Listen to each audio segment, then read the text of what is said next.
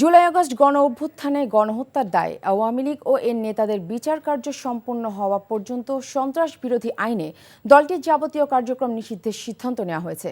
শনিবার রাতে অন্তর্বর্তী সরকারের উপদেষ্টা পরিষদের জরুরি বৈঠকে এই সিদ্ধান্ত হয়। বৈঠক পরবর্তী প্রেস ব্রিফিংয়ে আইন উপদেষ্টা আসিফ নজরুল আরও জানান, আগামী ৩০ কার্যদিবসের মধ্যে জুলাই ঘোষণাপত্র চূড়ান্ত করা হবে। ফাহাদ মোহাম্মদের রিপোর্ট। এনসিপি সহ বেশ কিছু রাজনৈতিক দল ও সংগঠন আওয়ামী লীগকে নিষিদ্ধ করার দাবিতে বৃহস্পতিবার রাত থেকে টানা অবস্থান কর্মসূচি পালন করছিল। এমন পরিস্থিতিতে শনিবার সন্ধ্যায় রাষ্ট্রীয় অতিথি ভবন যমুনায় বসে উপদেষ্টা পরিষদের জরুরি বৈঠক।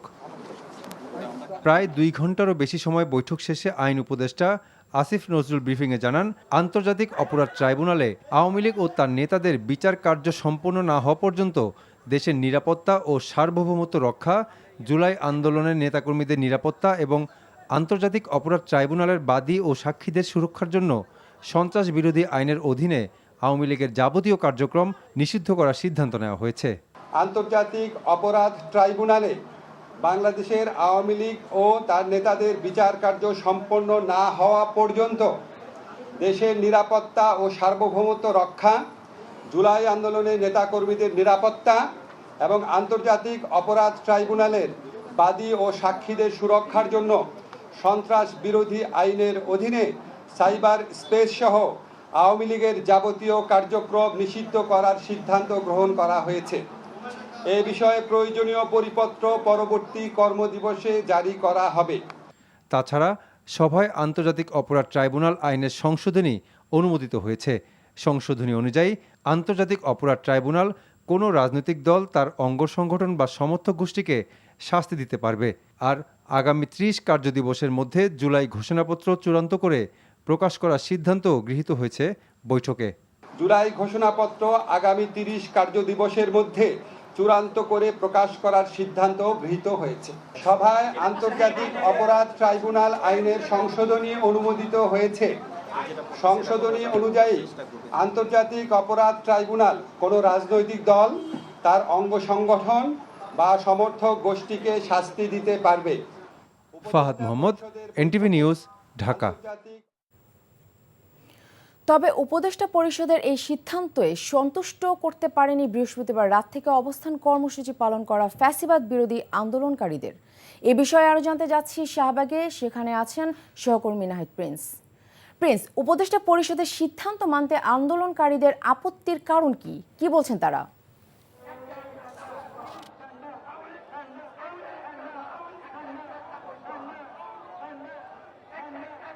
তারা বলছেন যে আওয়ামী লীগ দল হিসেবে যেন নিষিদ্ধ করা হয়, শুধু রাজনৈতিক কার্যক্রম নিষিদ্ধ মানে দল হিসেবে নিষিদ্ধ নয়। তারা এটি বলছিলেন যে গণহত্যা তারা চালিয়েছেন সেই গণহত্যার বিচার না হওয়া পর্যন্ত যে অন্তর্বর্তী সরকার তাদেরকে রাজনৈতিক কার্যক্রম নিষিদ্ধ করেছেন সেটি তারা বলছেন যে আওয়ামী লীগকে দল হিসেবে নিষিদ্ধ করতে হবে এবং সেই সিদ্ধান্ত আসা না পর্যন্ত তারা সেই রাজপথ ছাড়বে না। এবং তারা কিন্তু সেই 11টার পরই শাহবাগ মোড়ে তার অবস্থান নেয়।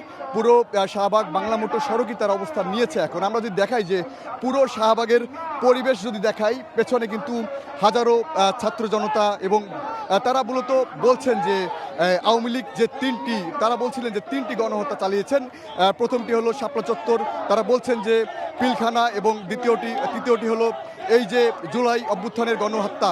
তারা বলছেন যে এই সকল বিচার দ্রুত সম্পন্ন করতে হবে অন্তর্বর্তী সরকারের, তা না হলে অন্তর্বর্তী সরকার ব্যর্থ যদি তারা এটি নিয়ে গড়িমসি করে। কারণ গত 3 দিন ধরে এই দাবিতে কিন্তু এই আওয়ামী লীগকে নিষিদ্ধ করার দাবিতে কিন্তু তারা রাজপথে নেমেছে। তবে আজকের যে কার্যক্রম ছিল তারা কিছুটা সন্তোষ প্রকাশ করেছিলেন, কিন্তু যখন এই সিদ্ধান্ত আসলো যে রাজনৈতিকভাবে আওয়ামী লীগ নিষিদ্ধ হচ্ছে, তারা তাদের বিচার না হওয়া পর্যন্ত তারা কখনোই কোনো সভা সমাবেশ বা তাদের কার্যক্রম চালাতে পারবে না, এটি যখন আসলো তখন তারা বলছেন যে আওয়ামী লীগকে দল হিসেবে নিষিদ্ধ করতে হবে এবং এই বাংলায় যেন আওয়ামী লীগের কোনো কার্যক্রম না থাকে, আগামীতে যেন সেই আওয়ামী লীগের মতো কোনো দল যেন স্বৈরাচার হিসেবে গড়ে উঠতে না পারে, সেটি তারা বলছিলেন যে আগামীতে যেন এরকমভাবে কোনো দল যেন গণহত্যা চালাতে না পারে, তারা যেন ভয় পায়। তারা এটি বলছিলেন যে তো আজকে তারা বলছেন যদি এরকম পরিস্থিতি চলে যে আওয়ামী লীগকে নিষিদ্ধ যদি না করা হয় সেক্ষেত্রে কিন্তু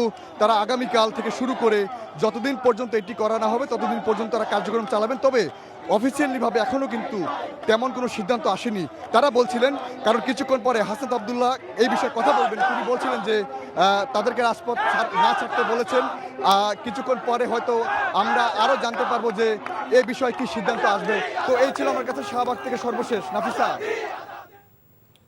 ধন্যবাদ প্রিন্স। জানছিলাম শাহবাগের গণজমায়েতের খবর।